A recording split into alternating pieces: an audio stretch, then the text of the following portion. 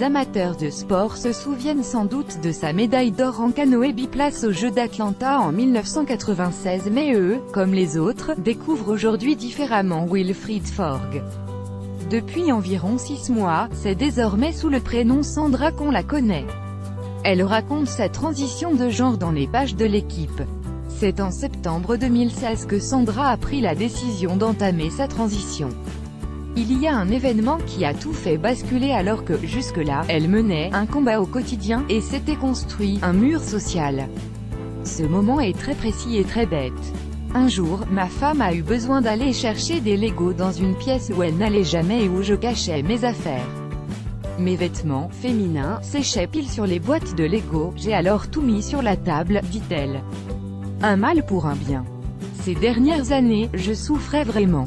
Je regardais des vidéos sur internet de personnes ayant fait leur transition et je restais paralysée pendant une demi-heure. Je savais que, pour être heureuse, il fallait que je fasse cette transition et que je devienne une personne transgenre. Jusque-là, j'avais une vie sociale, familiale et professionnelle vraiment réussie. Tant que je n'en souffrais pas fortement, je privilégiais le plus confortable, c'est-à-dire ma vie sociale d'homme, tout en vivant des moments féminins en aparté, en cachette, pour pouvoir me supporter, ajoute-t-elle. À 48 ans, Sandra a alors décidé de reprendre sa vie en main afin de trouver son bonheur personnel car sa vie intime était en prison. Ma femme a été extraordinaire. Elle a essayé de comprendre la douleur, car il y avait une trahison. Elle a compris, mais elle ne voulait pas vivre avec une femme, donc on a dû se séparer, dit-elle. Elle reste d'ailleurs proche. Il a aussi fallu l'annoncer à leurs enfants, le couple ayant eu un fils aujourd'hui âgé de 16 ans et une fille de 20 ans. Je n'ai jamais eu aussi peur, j'avais peur de les abîmer. Quand ils ont appris ça, tout leur schéma mental lié au père a été bouleversé, dit-elle. Après un rejet assez long de leur part, les choses se sont finalement nettement améliorées et elle aide même son fils qui fait du kayak. Professionnellement aussi, elle a eu beaucoup de chance puisqu'elle dit avoir été très soutenue à son travail, elle qui est présidente d'administration du CREPS de Toulouse.